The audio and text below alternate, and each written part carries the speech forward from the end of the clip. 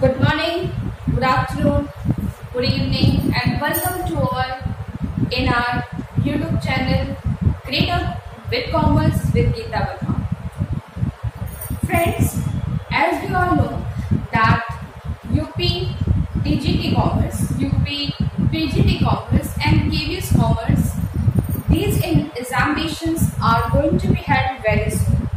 तो इसी के प्रिपरेशन के लिए आज 1 अक्टूबर से हम लोग एक बैच स्टार्ट कर रहे हैं जिसके थ्रू आपकी UP PGT commerce, UP PGT commerce और केवीएस कॉमर्स की प्रिपरेशन होगी। क्योंकि ये जो कॉमर्स से रिलेटेड जो टॉपिक्स हैं, जो सब्जेक्ट्स हैं, वो कहीं ना कहीं एक दूसरे से रिलेट करते हैं। कुछ टॉपिक्स हैं जो दोनों एग्जामिनेशंस में सिमिलर हैं। तो जब हम केवीएस की प्रिपरेशन अभी हम स्टार्ट कर रहे हैं तो कुछ ऐसे टॉपिक्स होंगे जो आपके UP commerce, UP TGT commerce and PGT commerce दोनों में रिलेट करते हैं। ठीक है, तो ये जो हमारी सीरीज होगी वो बायलैंग्वेज होगी, चाहे वो हिंदी मीडियम के स्टूडेंट्स हो या फिर इंग्लिश मीडियम के कैंडिडेट्स हो, दोनों के लिए वो इजी गोइंग होगी क्योंकि दोनों ही भाषाओं में उसको पढ़ाया जाएगा और बिल्कुल ईजी टू ईजी कोशिश की जाएगी कि बिल्कुल लेमैन लैंग्वेज में या फिर बिल्कुल ग्रास रूट ट्रैवल से हम स्टार्ट करें, जीरो से स्टार्ट करेंगे और सारे टॉपिक्स को वन बाय वन रिवाइज करते हुए चलेंगे। तो चलिए पहले नजर डालते हैं कि जो हमारा केवीएस का जो पेपर होते हैं वो कैसे होते हैं और क्या उसका पैटर्न होता है। जो हमारा केवीएस का पेपर होता है, केवीएस पीजीटी कॉमर्स का, उसकी दो पेपर होते हैं। पहला पेपर है general paper which is common for everyone, चाहे वो जिस भी स्ट्रीम्स के कैंडिडेट्स हो सबके लिए वो कॉमन होगा। और दूसरा है सब्जेक्टिव, ये आपका स्पेसिफिक है, आपने जो भी सब्जेक्ट ऑप्ट किया होगा ग्रेजुएशन में, मास्टर्स में, उससे रिलेटेड आपका सब्जेक्ट होगा। और ये जो जनरल पेपर है वो सबके लिए कॉमन है। उसमें हमें पहले इंग्लिश, जनरल इंग्लिश पढ़नी होगी, इसमें हमारा कुछ ग्रामर से रिलेटेड पूछा जाता है, और जनरल हिंदी होगी, उसमें भी कुछ ग्रामर से रिलेटेड पूछे जाते हैं। फिर रीजनिंग एबिलिटी को टेस्ट किया जाएगा, रीजनिंग के क्वेश्चंस आएंगे, कंप्यूटर लिटरेसी के क्वेश्चंस हैं, पेडागोजी के, और कुछ जनरल नॉलेज और करंट अफेयर्स के क्वेश्चंस होते हैं। तो इस पार्ट को भी हम लोग डिस्कस करेंगे, पढ़ेंगे। लेकिन अभी फिलहाल जो हम लोग अपनी सीरीज स्टार्ट कर रहे हैं वो होगी सेकेंड पेपर पे कॉन्सेंट्रेटेड। जब हमारा सेकेंड पेपर पूरा कंप्लीट हो जाएगा, at that time we will be coming back to study the first paper. तो जो हमारा सेकेंड पेपर है, उसकी जो कॉमर्स का पेपर है, उसके दो पार्ट्स हैं केवीएस में। पहला पार्ट जो है उसमें हम बिजनेस स्टडीज एंड मैनेजमेंट के बारे में पढ़ाई करेंगे। जितने भी हमारे कह सकते हैं थ्योरी, कॉन्सेप्ट और प्रिंसिपल्स जो है हमारे बेसिक से स्टार्ट होते हुए, उसके बारे में क्वेश्चन इसमें पार्ट में पूछे जाते हैं। और जो हमारा सेकेंड पार्ट है वो है financial accounting and financial statement analysis. मतलब कि जो हमारा अकाउंट से रिलेटेड जो टॉपिक्स होते हैं, क्योंकि आपको पता ही है जो हमारे पीजीटी कॉमर्स की जो पोस्ट होती है उस टीचर को दोनों सब्जेक्ट्स पढ़ाने होते हैं, business studies and accountancy both. तो इसलिए दोनों जो टॉपिक्स हैं बिजनेस स्टडीज और अकाउंटेंसी के, दोनों को मेजर दो पार्ट्स में डिवाइड कर दिया है कंटेंट वाइज। तो आज और आने वाले कुछ दिनों में जो हम लोग डिस्कस करेंगे वो है फाइनेंशियल अकाउंटिंग से पहले स्टार्ट करते हैं। इसमें क्या होगा कि हमारे जो जितने भी हमारे पास सिलेबस के जो यूनिट्स हैं, ठीक है, उसको हम पहले एक यूनिट, सपोज एक यूनिट हमने फाइनेंशियल अकाउंटिंग का खत्म किया, उसके बाद हम बिजनेस स्टडीज का एक यूनिट खत्म करेंगे। फिर उसके बाद हम नेक्स्ट सेकेंड यूनिट हम फाइनेंशियल अकाउंटिंग का पढ़ेंगे, फिर सेकेंड यूनिट हम बिजनेस स्टडीज का पढ़ेंगे, ताकि आपकी जो दोनों यूनिट्स हैं उसकी प्रिपरेशन हमारे साथ साथ होती रहेगी।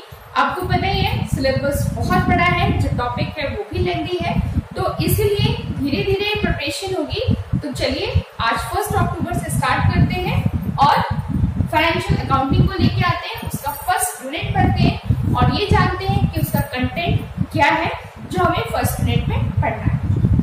Welcome back students, welcome back everyone.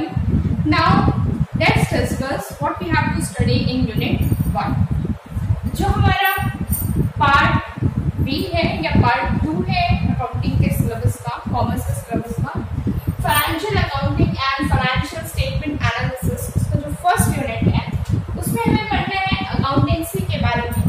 That means बिल्कुल हमें जीरो से स्टार्ट करना है। जीरो से मतलब कि जब हम लोग ये अकाउंटिंग और अकाउंटेंसी को बिल्कुल क्लास 11 से पढ़ना स्टार्ट किया था कि अकाउंटिंग क्या होती है, क्यों होती है, उसकी नीड एंड रिक्वायरमेंट, बिल्कुल वहां से हमें स्टडी करना है। तो हम लोग पहले उसकी मीनिंग पढ़ेंगे, ठीक है, उसका मतलब क्या होता है अकाउंटिंग का, ऑब्जेक्टिव के बारे में जानेंगे, मूल उद्देश्य क्या हुआ, फिर उसके क्वालिटेटिव कुछ जो कैरेक्टरिस्टिक्स होती हैं अकाउंटेंसी की उसको जानेंगे, उसकी इंफॉर्मेशन के बारे में, फिर अकाउंटिंग प्रिंसिपल्स, जो डिफरेंट टाइप्स ऑफ प्रिंसिपल्स होते हैं जिसके बेसिस पे पूरी अकाउंटेंसी बेस्ड होती है, उसके बारे में हमें जानेंगे। फिर अकाउंटिंग के जो स्टैंडर्ड फिक्स किए हुए हैं, ठीक है, अलग अलग स्टैंडर्ड हैं, उसके बारे में जानेंगे। Cash and approval basis of accounting, मतलब कि जो हमारा कह सकते हैं कि स्टार्टिंग है अकाउंटेंसी की, जहाँ से स्टार्ट होती है, मीनिंग पढ़ना, ऑब्जेक्टिव पढ़ना, उसके रूल्स पढ़ना, रेगुलेशंस पढ़ना, प्रिंसिपल्स को जानना, उसके स्टैंडर्ड्स को समझना। तो जो हमारा फर्स्ट चैप्टर है वो बिल्कुल बेसिक्स ऑफ अकाउंटेंसी हम कह सकते हैं, वहां से जो है वो बिगिन होता है। तो चलिए आज हम फर्स्ट चैप्टर, फर्स्ट यूनिट को डिस्कस करते हैं अकाउंटेंसी के बारे में। Now let's have a look to know about what do you mean by accountancy and what is its needs.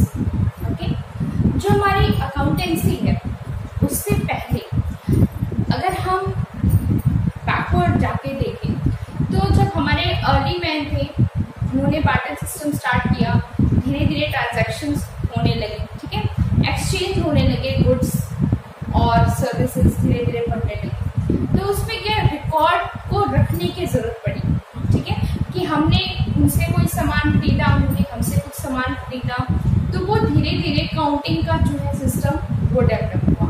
तो एक बुक कीपिंग का सिस्टम आया जिसके थ्रू ये होता था कि हम किसी के पर्सन के थ्रू अगर हम कोई भी ट्रांजैक्शन कर रहे हैं तो हम उसका एक रिकॉर्ड बना के रख लेते थे कि भाई हमने इनसे इस तारीख में इतना सामान खरीदा, ठीक है।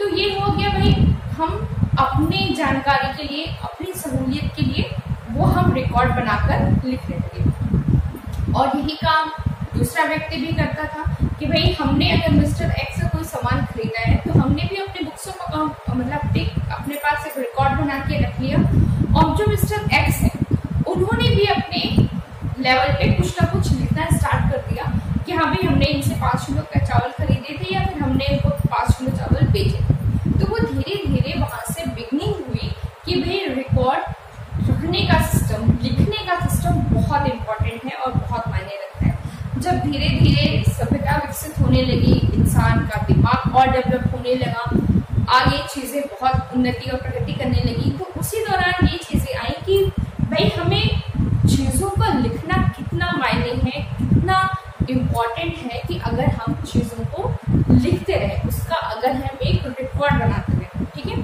तो यहीं से जो है वो बिगनिंग हुई थी अकाउंटेंसी की कि भाई हम सामान खरीद रहे हैं, किसी से वो बेच रहे हैं, कहीं से ला रहे हैं, रख रहे हैं, तो उसका हम सिस्टमैटिकली उसको हर एक दिन का रिकॉर्ड हम रखते जाएं। वो क्या होगा, उससे हमें ये पता चलेगा कि भाई हमने जो सामान किस व्यक्ति से खरीदा, कहाँ बेचा, कितने का बेचा, कितना हमें प्रॉफिट हुआ, कितना हमें लॉस हुआ, क्या हमारी आज की पोजीशन पहले के सालों से बेहतर है या हमें कुछ कमी आई है, हम प्रॉफिट अर्न कर रहे हैं या लॉस पे कर रहे हैं। तो ये सारी चीजें धीरे धीरे डेवलप होने लगी, तो वहीं से बिगनिंग होती है हमारी अकाउंटेंसी, ठीक है। तो उसमें क्या होता है, अकाउंटिंग की अगर हम बात करें डेफिनेशन वाइज तो हम बाद में पढ़ेंगे, पहले हम पढ़ते हैं कि जनरल मीनिंग क्या होता है। तो ये क्या है, सिस्टमैटिक रिकॉर्ड। सिस्टमैटिक रिकॉर्ड का मतलब होता है कि हमारे पास सिस्टम है रखने का, कि भाई अगर हमने एक साइड रख लिया है कि जितने भी हम सामान खरीदेंगे एक साइड लिखेंगे, जिस भी व्यक्ति विशेष को हम सामान बेचेंगे उसको हम दूसरे साइड लिखेंगे। हम 1 तारीख को स्टार्ट करेंगे, दिसंबर एंड में खत्म करेंगे, या हम 1 अप्रैल को स्टार्ट कर रहे हैं अपना फाइनेंशियल अकाउंटिंग का ईयर और उसको 31 मार्च को क्लोज कर रहे हैं, तो मतलब कि हमारे पास एक सिस्टम है रखने का, जिसको हम आगे भी आप लोग पढ़ेंगे। उसमें क्रोनोलॉजिकल ऑर्डर होता है, मतलब कि डे बाय डे हर प्रतिदिन का रिकॉर्ड रखना, ठीक है। कि अगर 1 अक्टूबर है आज, तो 1 अक्टूबर के दिन हमने क्या ट्रांजैक्शन किया, 2 अक्टूबर के दिन हमने क्या ट्रांजैक्शन किया, कहीं से हमने गुड्स खरीदे हैं, कहीं पे हमने गुड्स को बेचा है, या कहाँ से हम खरीद के लाए हैं, बेच रहे हैं, सारा चीज कुछ भी अगर हमारे पास ट्रांजैक्शन हो रहा है तो हम उसको डेट डाल के उसको हम व्यक्ति विशेष का नाम लिखा, डेट लिखा, क्वांटिटी लिखी, अमाउंट लिखा, उसका प्राइस लिखा और हमने एक रिकॉर्ड बना के रख लिया। तो दैट मीन्स उसको हम बोलते हैं एक लिखने का एक सिस्टम है जिसको हम फॉलो अप करें। Of all transactions of financial nature, all transaction of financial nature का मतलब होता है कि वो transaction which are related with money और मनी वर्क। मतलब कि अगर मान लीजिए हमारी कोई छोटी सी दुकान ही है, उसमें हम कहीं से सामान खरीद के ला रहे हैं, तो वो क्या है, हमारे लिए पैसा आने का वो स्रोत है, ठीक है, सोर्स ऑफ इनकम है, वो फाइनेंशियल इनकम सोर्स है, पैसे से रिलेटेड है, तो वो फाइनेंशियल नेचर में, ठीक है। हमारे पास 10 एम्प्लॉय काम कर रहे हैं, या फिर हम खुद सपोज हम खुद अपनी दुकान में बैठ के काम कर रहे हैं, तो वो हम अपने को खुद को पेमेंट नहीं कर रहे हैं ना, तो वो क्या है, उसको हम नहीं इंक्लूड कर सकते। लेकिन अगर हम अकाउंटेंसी की बात करें तो सिर्फ और सिर्फ उन रिकॉर्ड को हम रखेंगे जिसका हमारी ऑर्गेनाइजेशन पे, हमारे बिजनेस पे, इंस्टीट्यूशन पे कुछ भी हम रन कर रहे हैं और वो फाइनेंशियल नेचर की हो, दैट मीन्स वो पैसे से रिलेट करता हो, पैसे से संबंधित हो, तभी वो अकाउंटेंसी का पार्ट होगी, फाइनेंशियल अकाउंटिंग का पार्ट होगी, ठीक है। तो उसको हम बोलते हैं अकाउंटिंग। जब हम कोई भी रिकॉर्ड सिस्टमैटिकली वे में रखते हैं और वो रिकॉर्ड फाइनेंशियल नेचर का होता है, तब हम उसको बोलते हैं अकाउंटिंग, ठीक है। इसीलिए अकाउंटिंग को कहते हैं लैंग्वेज ऑफ बिजनेस, ठीक है। लैंग्वेज ऑफ बिजनेस क्यों, देखिए अब इसकी नीड क्यों पड़ती है। सपोज आज हम 2020 में हैं, ठीक है, लेकिन अगर हम अपने प्रॉफिट को पिछले 5 साल से कंपेयर करते हैं, आजकल आप देखते होंगे बहुत ज़्यादा फ्लो चार्ट्स, ग्राफ दिखाए जाते हैं कि भाई हमारी इकोनॉमी पिछले 10 साल में, 75 साल में, 50 साल में कहाँ से कहाँ पहुँच गई, या फिर हमारी इकोनॉमी, हमारे प्रॉफिट जो हमारे मल्टीनेशनल कंपनीज हैं, या फिर जो इसको हम नवरत्न कंपनियां कहते हैं हमारे इंडिया की, उनकी कैसी कंडीशन है, फॉरेन कंट्रीज की कंपनीज की पोजीशन कैसी है, वो सब हमें कैसे पता चलता है, जब हम उनके रिकॉर्ड्स को देखते हैं। और रिकॉर्ड्स क्यों देखे जाते हैं कि भाई अगर हम आज 2020 का रिकॉर्ड देखना चाहते हैं, आज से हम 10 साल पहले कहाँ पर थे, हमारा कितना प्रॉफिट हुआ था, हमने कितने के सामान हम खरीदते थे, कितना हम बेचते थे, उसमें हम कितना प्रॉफिट मार्जिन रखते थे और हम कितना प्रॉफिट अर्न कर लेते थे। उसके बेसिस पे क्या होता है कि जब हमें ये पता चलता है कि अच्छा हमने यहाँ से सामान खरीदा, वो हमारे लिए ज़्यादा बेनिफिशियल था, और जब हमने दूसरे सामान खरीदे या फिर दूसरे व्यक्ति विशेष से सामान खरीदे तो हमें ज़्यादा प्रॉफिट नहीं दे पा रहे थे। तो ये सारी जो चीज़ें होती हैं, जो एक रिकॉर्ड को देखने से ही हमें पता चल जाता है कि हम कहाँ थे और हम आज कहाँ पहुँचे हैं। और अगर हम पिछले रिकॉर्ड्स को जाकर देखते हैं, उसको एनालाइज करते हैं, तब हमें अपनी कमियां भी पता चलती हैं, ठीक है। तो जब हमें कमियां पता चल गई तो हम क्या करेंगे, उसको सुधारने की कोशिश करेंगे।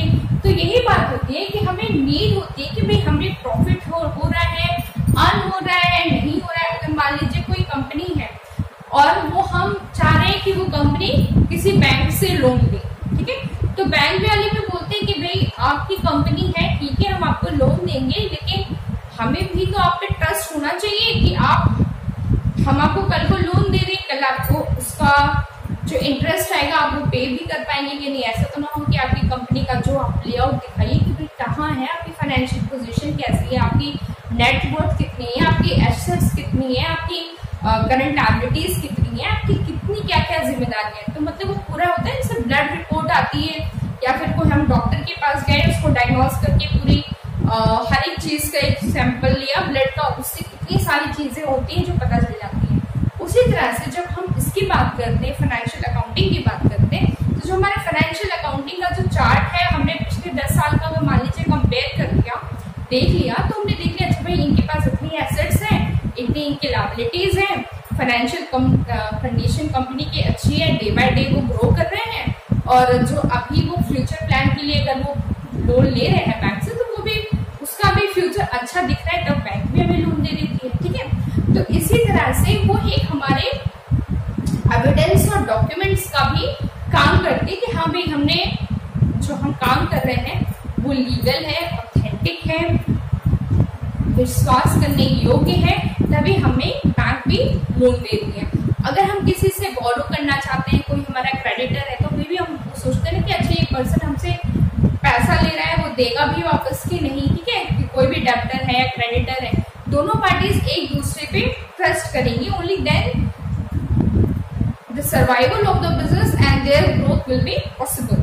तो ये तभी पॉसिबल है जब हमारे पास एक सिस्टमैटिकली रिकॉर्ड रखा हुआ है। तो वहीं से अकाउंटेंसी की नींव होती है, जो हम ये चाहते हैं कि खुद को जानना कि आज हमारे, अगर मान लीजिए अगर हम छोटे से छोटा अपने घर की ही बात ले लें, अगर रिकॉर्ड है हमारे पास कि हम दूध वाले का भी हिसाब करते हैं, न्यूज़पेपर वाले का भी हिसाब करते हैं कि भाई इतने दिन आया, इतने दिन नहीं आया, कितने लीटर आया, कब वो स्किप हुआ, तो वो भी क्या एक रिकॉर्ड कीपिंग का काम है कि हम रिकॉर्ड बना रहे हैं, रख रहे हैं, तभी हम बाकी हम चीजों को एनालाइज कर पाते हैं। तो यही हो जाती है अकाउंटेंसी की नीड, और इसीलिए इसको कहा जाता है language of business. Language of business क्योंकि अकाउंट्स खुद को खुद सब कुछ बता कर देता है कि भाई मेरी पोजीशन है क्या, हम कहाँ स्टैंड करते हैं। कोई भी कंपनी हुई XYZ, वो लास्ट में अपना जब क्लोजिंग करती है 31 मार्च को जनरली, तब उनकी कंपनी की पूरी बैलेंस शीट को बनाते हैं कि भाई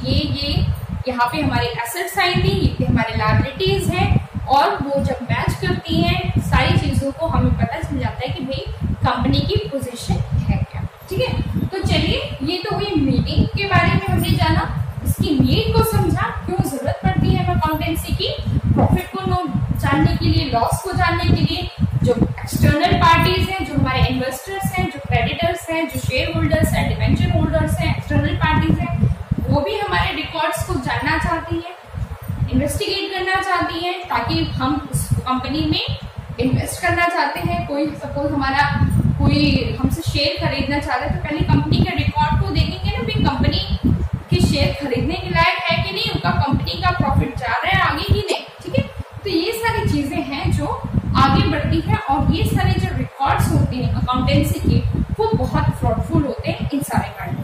तो चलिए कुछ डेफिनेशंस के बारे में भी जान लेते हैं कि वो क्या कहते हैं। अगर हम R.M. एंटोनी की बात करते हैं, तो उन्होंने कहा है nearly every business enterprise has accounting system, that means everyone is following the system of accountancy. It is a means of collecting, it is a means of collecting, मतलब कि हम कलेक्ट कर रहे हैं इंफॉर्मेशन को, डाटास को, भाई आज के दिन में ये ट्रांजैक्शन हुआ, लिख लिया, नेक्स्ट डे ये ट्रांजैक्शन हुआ, हमने लिख लिया, नेक्स्ट टू नेक्स्ट डे ये ट्रांजैक्शन हुआ, हमने लिख लिया। तो हम क्या कर रहे हैं, रिकॉर्ड्स को कलेक्ट कर रहे हैं। समराइजिंग का मतलब हमारे पास बहुत सारे रिकॉर्ड्स हो जाएंगे एक दिन में। अगर मान लीजिए एक में 31 का महीना है, तो हमारे पास 30 दिन में 30-31 दिन में ना जाने हमारे पास कितने सारे रिकॉर्ड्स आए हैं। तो उसमें क्या हम उसको समराइज करते हैं कि कैश को अलग कर दिया, चलो सेल्स को अलग कर दिया, परचेज के अलग बुक बना दिया, और बहुत सारे अभी हम लोग आने वाले यूनिट्स में ये सब पढ़ते रहेंगे। तो ये क्या है, हम उसको समराइज कर रहे हैं। ठीक है, फिर एनालाइज करना भी, ठीक है, हमने पास रिकॉर्ड बना ली, उसकी हमने समरी बना ली, फिर उसको हम एनालाइज करते पढ़ते हैं कि और तह जाने की कोशिश करते हैं। जब हमने उसका एनालिसिस कर लिया, उसको बना लिया, फिर क्या है, रिपोर्टिंग इन मॉनेटरी टर्म्स, फिर हम रिपोर्ट करेंगे किसमें, मॉनेटरी मतलब रिलेटेड टू मनी। ठीक है, पैसे से रिलेटेड वो चीजें होंगी। Money terms information about business, money के टर्म में बिजनेस की क्या इंफॉर्मेशन है वो हमें बताता है। कौन बताता है,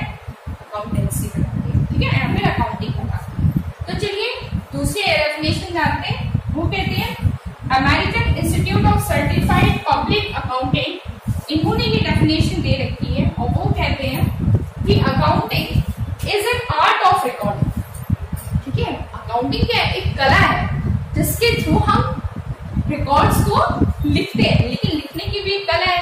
ठीक है, एक लेमैन को बोली या फिर कोई सिंपल हाउसवाइफ भी है, ज्यादा एजुकेटेड नहीं है, तो भी अगर मंथली वो अपना खर्च चलाना चाहती है तो वो भी कुछ ना कुछ अपनी ही लैंग्वेज में जैसा भी वो समझे वो लिख लेती है। लेकिन अगर वो हम अकाउंटिंग की बात करें तो लोग पढ़ाई ही इसी कर रहे हैं, हम और आपने पढ़ाई इसी चीज की है। तो ये क्या है? It is an art of recording, record करने का भी एक तरीका है, एक कला है। ठीक है, उसको रिकॉर्ड करना फिर क्लासिफाई करना। जानते हैं कि कितने सारे कैश बुक बनती है, लेजर अकाउंट बना रहे हैं, परचेज बुक है, सेल्स बुक है, सेल्स रिटर्न बुक है, तो कौन सा ट्रांजैक्शन किस कैटेगरी से बिलोंग करता है, वो ट्रांजैक्शन कहाँ पर जाएगा। Classifying, summarising in a significant manner, फिर उसको समराइज करना, यहाँ पे भी हमने कहा था समरी प्रोवाइड करना। भाई बहुत सारे ट्रांजैक्शन है, अगर बहुत बड़ी कंपनी है, बहुत बड़ा सपोज मॉल है, रोज सामान आ रहा है, रोज बिक रहा है, तो इतने सारे रिकॉर्ड्स तो बनाएंगे नहीं, उसके लिए एक समरी बनाएंगे, रिकॉर्ड करेंगे। तो summarising in a significant manner, summarise करें सिग्निफिकेंट मैनर में, and in terms of money, यहीं पे मॉनेटरी टर्म्स, तो यहाँ पे भी in terms of money, transaction and event, जो भी हमारे पास ट्रांजैक्शन हो रहे हैं, जो भी हमारे पास इवेंट हो रहे हैं, उसको हम इवेंट्स को ले रहे हैं which are a part of at least financial character and interpreting the result therefore, जो भी वो फाइनेंशियल कैरेक्टर से बिलोंग करते हैं और फिर उसके बाद हम रिजल्ट निकालते हैं। रिजल्ट निकालते हैं मतलब ये दिखाने की कोशिश करते हैं कि भाई हमें अकाउंट्स बनाने के लास्ट में हमें प्रॉफिट आया या फिर हमने लॉस को बियर किया। ठीक है, तो ये तो पार्ट हो जाता है